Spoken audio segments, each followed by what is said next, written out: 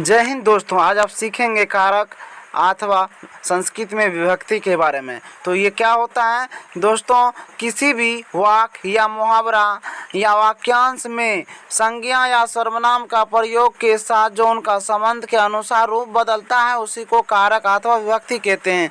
साधारण सेंटेंस में यदि कहा जाए तो आप ये भी कह सकते हैं या दो शब्दों के मेल को कारक कहते हैं। तो दोस्तों आगे हम लोग अभी सीखेंगे कारक के प्रकार को। हिंदी में 8 प्रकार होते हैं, संस्कृत में मुख्यतः 7 प्रकार होते हैं और इनके भेद के बारे में और क्या है इनको सीखेंगे।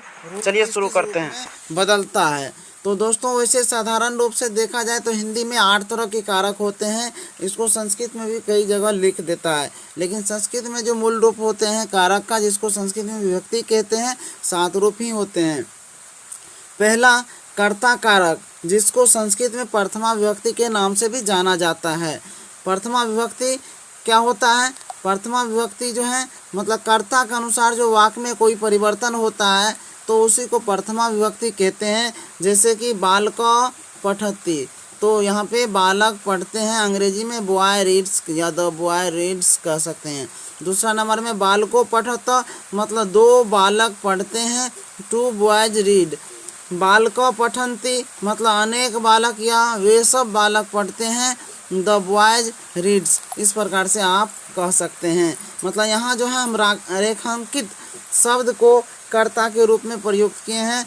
जैसे कि बालको है, बालक है, ये सब क्या है? कर्ता कारक है। जैसे अन्य कोई वाक्य लेते हैं, जैसे मान लीजिए हम लोग बोलेंगे कि राम खाता है, मतलब राम खादती, नर नाचती, बाला लिखती, तो ये सब क्या है? कर्ता कारक है। यहाँ जो रेखांकित चित्र है ये राम हो गया, नर हो गया, बाला हो गया, ये सब क्या है? कर्ता कारक है। तो इस प्रकार के शब्द को क्या कहते हैं? कर्ता कारक कहते हैं। दूसरा है कर्म कारक। कर्म कारक को संस्कृत में द्वितीया विभक्ति के नाम से जाना जाता है। जैसे कि वाक्य में कर्ता के द्वारा जो कार्य किया जाता है अर्थात जिस पर क्रिया का फल पड़ता है उसी को क्या कहते हैं? कर्म कारक कहते हैं, मतलब द्वितीया विभक्ति कहते हैं। जैसे मान लीजिए कहेंगे बाला भोजनम खादती, यहाँ पे बाला जो काम कर रहे हैं, क्या काम कर रहे हैं? खाने का काम कर रहे हैं, इसलिए कहेंगे कि भोजनम क्या है? क्या है? कर्म कारक है, द्वितीया विभक्ति है। इस वाक्य में हम रेखांकित कर दिए हैं। चलिए और उदाहरण लेते हैं। जैसे मान लीजिए राकेश दुग्धम पिबती, राकेश दूध पीता है, तो यहाँ राकेश का काम का फल दूध पे पड़ रहा है। छात्र विद्यालयम गच्छति, मतलब छात्र विद्यालय जाता है। गुरु छात्रान पठयन्ति, मतलब गुरु छात्र को पढ़ाते हैं, तो यहाँ इसका इस पे फल पड़ रहा है, तो इस प्रकार के कह सकते हैं कर्म कारक है। तीसरा करण कारक, जिसको तृतीया विभक्ति के नाम से संस्कृत में जाने जाते हैं। इसमें क्या होता है? कर्ता के या कर्ता को जिस साधन के द्वारा करता है, मतलब कर्ता जो भी काम करता है, जो भी क्रिया करता है, जो साधन से करता है उसी को क्या बोलेंगे? करण कारक। राम ने बाण से रावण को मारा, तो यहाँ कोई काम हो रहा है, किससे हो रहा है? बाण से हो रहा है, तीर से हो रहा है। तो इसलिए हम लोग यदि पूछेंगे कि मारने का काम किस चीज़ से हो रहा है तो आप कह सकते हैं कि राम जो है बाण से मारा है। जैसे मान लीजिए और सब एग्जाम्पल लेते हैं। सीता कलमेन लिखती, मतलब सीता कलम से लिखती हैं। बालक कैन क्रीडति, मतलब गेंद से खेलता है। छात्र पुस्तकेन पठती, पुस्तक पढ़ता है। तो यहाँ पे कोई न कोई काम हो रहा है, किस चीज़ से हो रहा है पूछा जाएगा तो आप तुरंत बता सकते हैं, तो इसी को बोलते हैं तृतीया विभक्ति। चतुर्थी विभक्ति में संप्रदान कारक होता है। संप्रदान कारक मतलब चतुर्थी विभक्ति, जब कर्ता किसी क्रिया या कोई वस्तु को प्रदान की जाए, मतलब जब कर्ता द्वारा किसी को कोई वस्तु प्रदान की जाए तो उससे संप्रदान कहते हैं। जैसे पिता पुत्राय धनम गच्छति, मतलब पिता पुत्र के लिए धन देता है। तो यहाँ पे हो गया पुत्राय, क्या हो गया? चतुर्थी विभक्ति हो गया। जैसे दूसरा उदाहरण लीजिए, स्व विप्राय गा दादती, मतलब वह ब्राह्मण को गाय देता है। मतलब कौन सी दे रहा है? कौन सी दे रहा है? देने का काम कर रहा है। रामा मोदकाय रोदित रोदिती, मतलब राम लड्डू के लिए रोता है। तो यहाँ पे ये हो गया, ठीक है। आपादन कारक पंचमी विभक्ति, जब एक वस्तु से दूसरे वस्तु अलग होती है, जब एक वस्तु से दूसरे वस्तु अलग होती है तब स्थिर वस्तु को क्या कहते हैं, आपादान कारक कहते हैं, पंचमी विभक्ति कहते हैं। जैसे वृक्षाद पत्रम पतति, वृक्ष से पत्ता गिरता है, तो वृक्ष से पत्ता अलग होने का काम करता है, पत्ता अस्थिर हो रहा है अलग होकर के।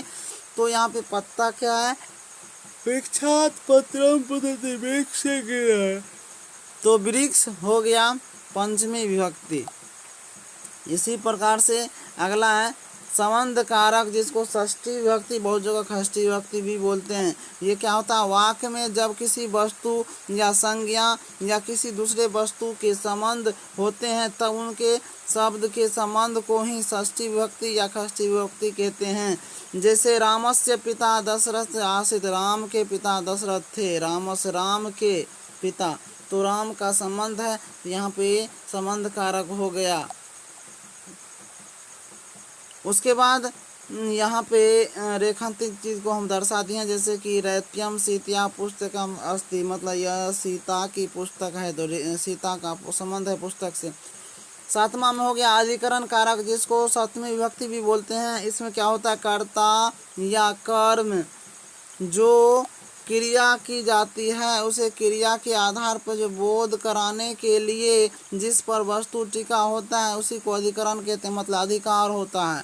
जैसे वानर वृक्षे उपविशति, मतलब बंदर पेड़ पर बैठा है, पेड़ पर बैठने का उसका अधिकार है।